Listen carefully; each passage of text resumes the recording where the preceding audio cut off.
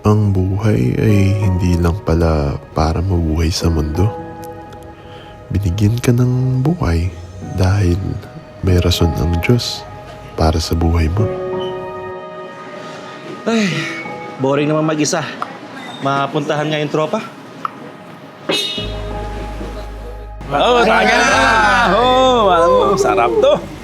Nangyari ka gabi. Tapos si Johnny ang ano, taya.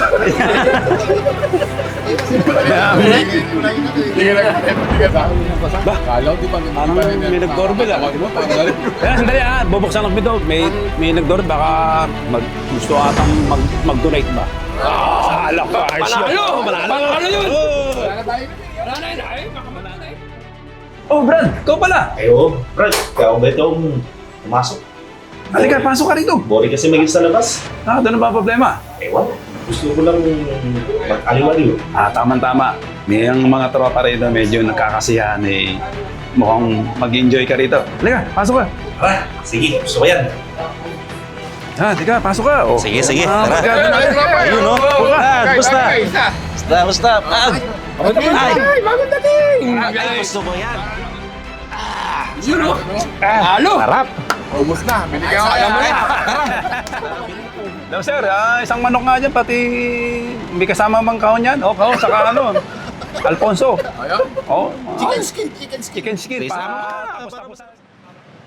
Mga Brad, kailangan na nating magkaroon ng cell group or Bible study siguro. Kasi kailangan natin ma-share ang salita ni Lord, di ba?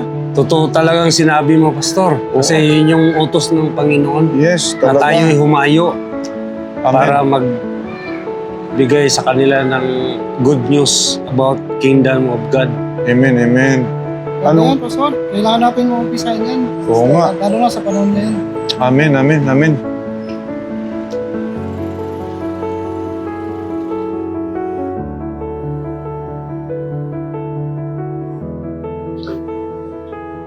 Mukhang walang tao rito ah. Saan kayo mga tao rito? Mukhang may nagkakasayaan doon ah. Mabisita nga sila. Sige na. Uy! Uy! Mukhang nagkakasayaan ah. Balita mga bro. Okay lang. Taki ka muna. Shit. Tagal na muna. Next time na lang. Kasi ako din. Ako din. Tapos ano, kagagaling ko lang trabaho. Sige, tagay ka muna. Ano ba naman yan? Kagagaling ko rin ng Bible study. Sorry. Bible ay, Brad, Bible study daw. Galing Bible. Mas masaya rito! Mas masaya rito! Lahat na nakatira dito, manginginom. Pag-aaralan nyo lang naman yung salita ng kung ano man nakasulat doon. Ano ba yan? Magbigay kayo ng libro, pareho lang yan. Sigurado. Magiging malakas ka. Okay lang.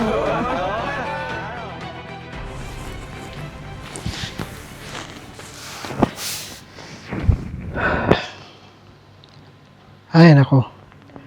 Ano ba naman itong mga kasama ko sa bahay? Wala nang ibang ginawa kundi mag-inom. Kailan ko kaya sila ma-i-invite sa church?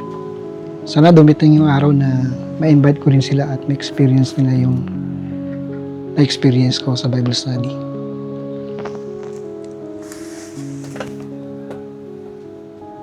Gusto ng business, Brad? Uy! Brad, kumusta? Basta, Pastor. Saan ka pala? Saan kayo galing niya, Pastor? Ito, business partner ko nga, si John, si Brad John. nakatira eh. Ano po ba? Kumusta? Dito rin po. Kumusta po kayo? Dito ka rin ba nakatira? Opo.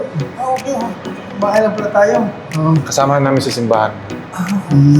Pastor, maalala mo pa ba yung napag-usapan natin noon na pinagdarasal natin na magkaroon ng Bible study Oo, sa amen. bahay?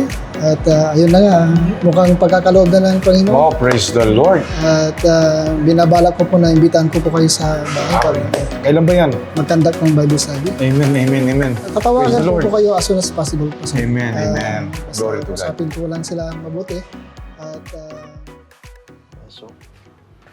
At Brad, kamusta? uy, kumusta? Balita.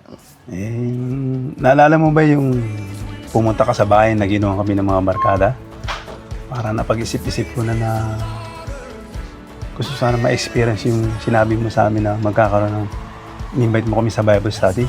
Pwede ba natin gawin yun? Ako, maganda yan. Magandang balita yan. At alam ko na matutuwa ang Lord yan. At matagal ko na rin pinagdarasal itong pagkakataon na ito. Mabuti yan, Brad, at napag-isipan mo yan.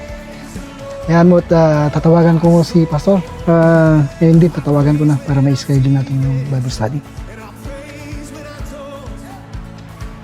Hello, Pastor. Magandang gabi po. Pastor, good news. Mukhang matutuloy na talaga yung Bible study natin. Set up na natin sa Webes para makapunta kayo dito. Okay po.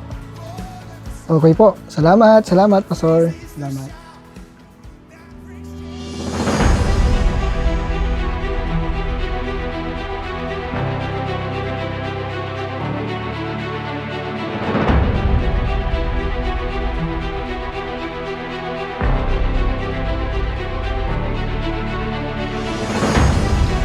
Yun na lang lagi na nanalo Mandaraya kaya ta. Pare Di lang kayo marunong. Ano di marunong?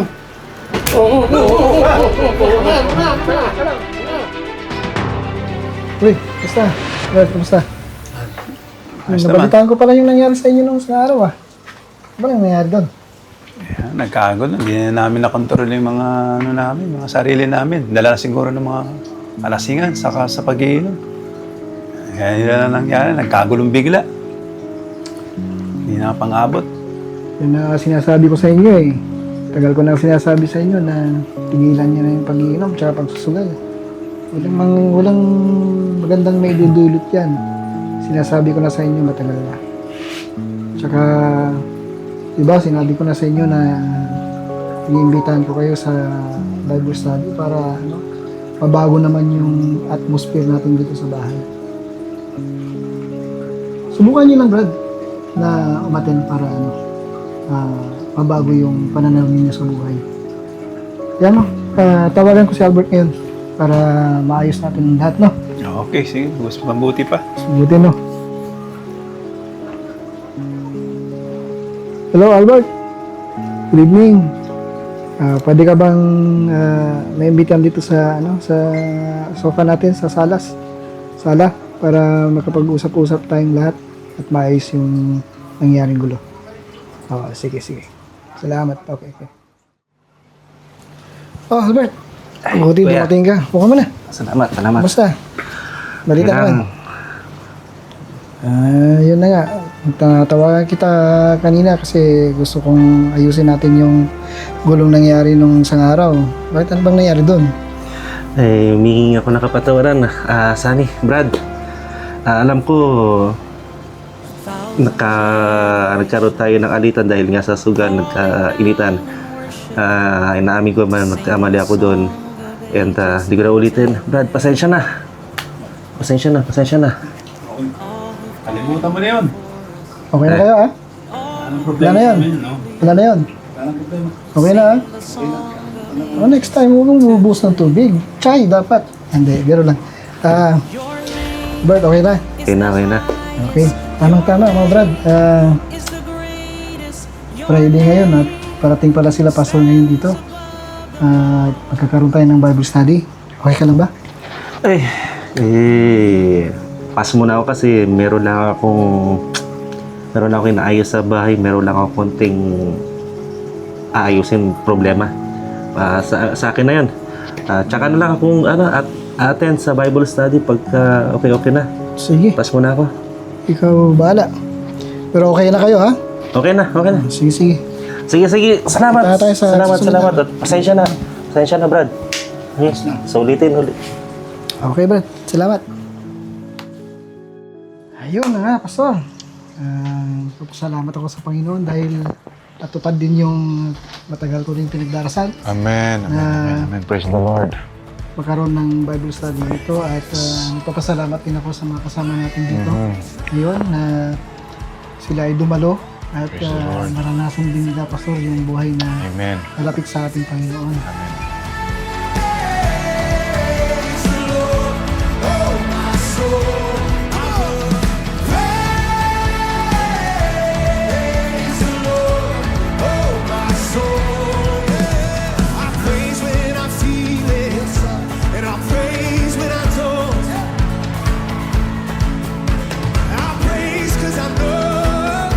You're still in control.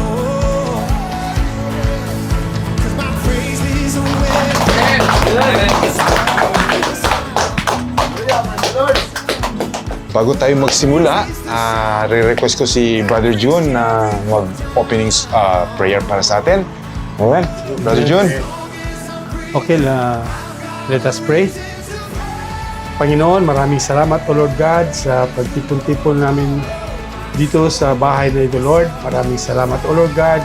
Dito ka ngayon, Lord, as welcome namin yung presensya mo, O Lord God. Yes. Dito sa Bible study na nasimulan dito sa residence nito. Lord, Magandang gabi sa lahat. Gusto ko lang mag-share sa Book of Romans chapter 12 verse 2. Sabi dito, be transformed by the renewing of our mind. So, bilang isang mga anak ng Diyos, kailangan po tayong mabago, matransform sa pamamagitan ng ating iniisip. Kasi ito po ang target ng demonyo sa atin. Yung isipan natin, kung hindi po mabago ang isipan natin, wala pong gaganap na pagbabago sa ating physical. praise God na narinig natin yung salita ng Panginoon na magbibigay sa atin ng transformation. So, hindi lang itong araw na ito na gagawin natin. Kasi ang pagbabago sa tao, hindi yung isang bisis lang. Kailangan tuloy-tuloy po. So, kaya nga, merong gawain dito na Bible study talaga. Aatinan talaga na. Buhin ang aming sarili, Panginoon. Mula ngayon, hanggang pagdating mo, Panginoong Hesus. Hallelujah. We give you praise, we give you glory. In the mighty name of Jesus. Amen. Amen.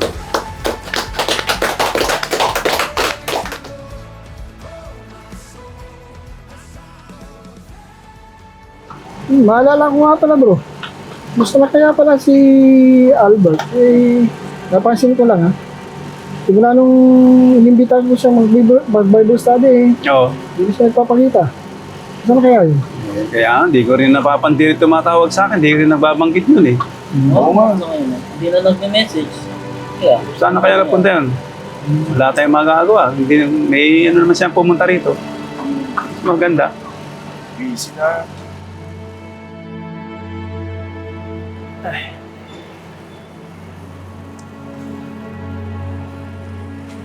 Tawagan mo nga sila, Sunny.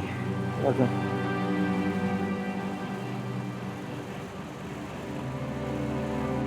Oh, hello. Sunny boy. Kamusta?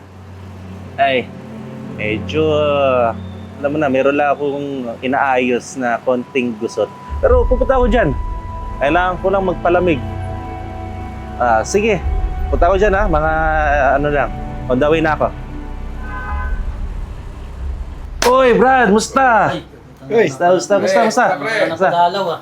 Oo nga, medyo, alam niyo na, medyo, Brad, medyo, meron lang akong inaayos sa bahay. Pero okay na yan. Kaya ako nandito para magpalamig. Tara, ano tayo? Inom tayo. Ay, hindi na kami nag-inom. Tagal na. Agoy, Bago na kami. talaga ba? Sige. Ano tayo? Palipas oras, papiso-piso tayo, bara. No, hindi na rin kami nagsusugal, pre. Matagal-tagal na rin. Hindi na... Paano nangyari? Bakit biglang nag-iba yung, ito pa yung tropang pinupuntahan ko lagi? Sa akin na Brad, simula nung nagkaroon ng Bible study dito, mas masarap pag-aralan yung salita ng Diyos kaysa pag-aralan mag-inom. Ano? Mas marami ka natututunan. Bible study? Anong Bible study? Ano meron? Ano nangyari? Ano nangyari? Parang nawala na yung ano natin Samahan na. Ano bang meron? Brad, pasensya na. Nagbago na kami as much as possible. Gusto na kami magbago. Kaya ito yung Biblia para hindi pa ang ulit. Ang Biblia ang lahat para magbago. Biblia, bibigay mo sa akin? Nakakatawa naman. Mahal ng Biblia to. Nandito lahat ng salita ng Diyos na natutunan natin. Kaysa magsugal tayo at mag-inom. Amen. Amen. Walang may tutulot ang alas, Brad. At sugal. Pasensya na. Ito ang Biblia, Brad. Pasensya na. Pero hindi ko tatanggapin yan. Wala naman ako mapupuntahan rito. Ano yan? Sige na. Alis na ako. Sige, Brad. Ikaw bahala. Basta kami, dito lang kami. Kami lang kami dito.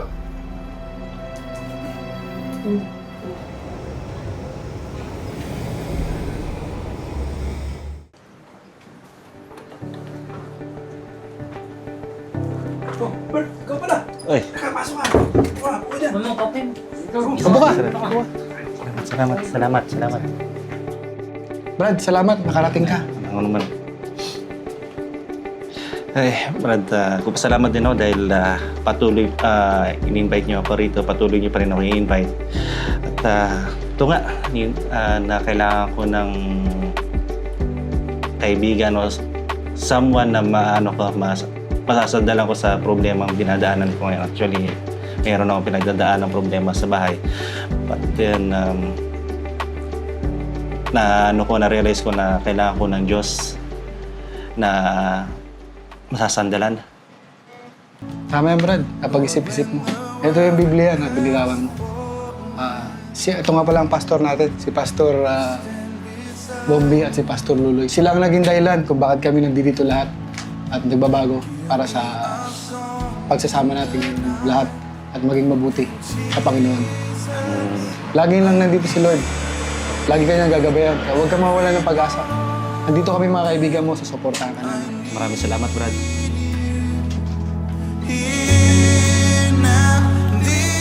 Sa bawat hakbang, may pagkakataong magbago. Sa bawat pagkatalo, may pagkakataong magtagumpay. Sa bawat sugat, may pagkakataong maghilom. Hindi mo kailangang maglakbay mag-isa dahil may Diyos na naghihintay sa iyo. Sa kabila ng lahat ng unos, ang pag-ibig ng Diyos ay laging nariyan. Hindi kailanman maglalaho. Mahalin ka ng Diyos at sa Kanya, laging may pag-asa.